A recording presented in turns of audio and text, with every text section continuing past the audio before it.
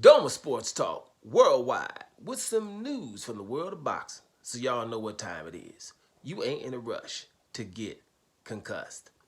Now, we got a big fight in the middle of the week. The Southern Hemisphere jamming, all right? What do they call it? Trans-Tasman jamming. Australia versus New Zealand, right? That's, big brother, little brother kind of thing. Thing goes down over there, in the world of boxing. New Zealand right now is got the one up a little bit because they got Joseph Parker. We roll with Joe. But, Australia got the Camboses of the world and had, the Costa Chews of the world. So this is huge for them. In the Cruiserweight division, you got Jai Opetaia and David Nyika, right? Now, when you're looking at this fight, I was asked, hey, say something about that fight, what you think. I said, let me go back. Jai Opetaia you've watched for a while. You've seen a couple of fights from him, and I think very highly of him. After your boy Alexander Usyk left Cruiserweight, I would say Jai Opetaia is probably the best Cruiserweight. And you're looking at Jai Opetaia, you're looking at, when you beat Maurice Brides for me, which Usyk did in a close fight. Jai Opetaia beat him a little bit more comfortable, even though the guy was a little bit older, but I don't like to hear that. Maurice Brides is a damn good fighter. And I rate Maurice Brides.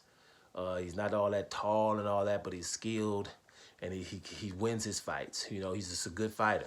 And I've seen him in enough fights to know, and Jai was able to take care of him twice. And Jai's resume is pretty good, and not really being in any close fights, really. So I think of Jai like, some people, especially in America, when Lomachenko, right, came, he had his amateur background. They put him in a championship fight in the second fight. He lost to your boy Salido, and they put him in another championship fight so they can say he's got this record. Look how quick he got it as a champion. I think people like Jai would have been able to do stuff like that. I think people like David Morrell would have been able to do stuff like that. Coming from amateurs, or my boy Guillermo Rigondeaux could have done something like that. A lot of people coming from the amateurs could have probably done stuff like that if you would have forced it down his throat. What I'm trying to say is Jai Opetaia is on Lomachenko's level, in my opinion.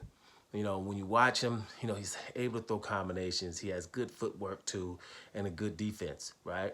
And he's aggressive enough to get your ass up out of there. And the combination punching is great, right? I'm loving his right hook that he throws to the body and to the head. And it's quick, but when he hits you with it, then he ain't going to be there for you to return fire. So if you were asking me who I think would win the fight between him and David Nyika, I'm going to have to go, even though my boys, I'm roll with New Zealand, I would have to go with Jai Opetaia, right? Just, from the eye test and from experience, right? And from mobility reasons. Now, David Nyika ain't playing. I'm just going to say, he ain't playing. He believes in himself. He believes in himself. And, they sparred before. When people spar with you all the time, they know what's up. David Nyika could get him up out of there. Well, David Nyika just got to make sure, and I know he's going to because he respects Jai. So he's going to tighten up that defense. He gets hit a little bit here or there because, his competition, he's the guy on the front foot and, getting his competition up out of there. He's going to have to use his total game. And what I'm thinking, he hits hard. He's got a lot of good attributes. I don't think he's as mobile as Jai Opetaia, but he has a pretty good complete game too. Of course, his competition wasn't on his level. So, if you watch his highlights or something, I'm always careful about highlights because you can make anybody's highlights look good. You see what I'm saying? Anybody. But I had seen him without knowing who it was. I'd seen a couple of fights from Nyika, and I didn't know who it was. I was just like, oh, yeah, the nice guy. Y'all keep calling him the nice guy if you want to. The person he fighting don't think he's so nice because he'll handle his business. And he'll come forward and get you up out of there. He believes in himself. And here's the deal. Belief and no fear is very important in the game. It's a mental game. And he's feeling like it's his time. He's feeling like he's going to take this guy up out of here, matter of fact. And he has the tools to do so. But if someone asks me who you got, I'm going 60-40 Jai. But I'm more happy for the people from New Zealand and from Australia. In the middle of the week, y'all got a super duper fight going down here in the Cruiserweight division, which I think is probably the best fight in the Cruiserweight division. I know you probably would say Jai versus Gilberto Ramirez. Me personally, I think Gilberto got to prove a little bit more. You know what I'm saying? Because Gilberto Ramirez, yeah, he was undefeated and all that, but Bivol showed you stop. You know, he got some more to prove, as far as I'm concerned. You know, so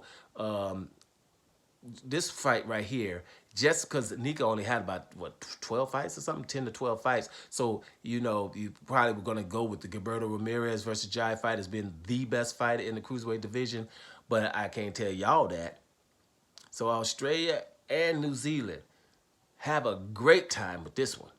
But I'm going to have to go with Jai 60-40 on this one, and just I'm going to sit back and enjoy. I'll holler at y'all afterward. Have a good one. Doma Sports Talk. Worldwide. Enjoy this fight, y'all. And I'm up out of here, y'all.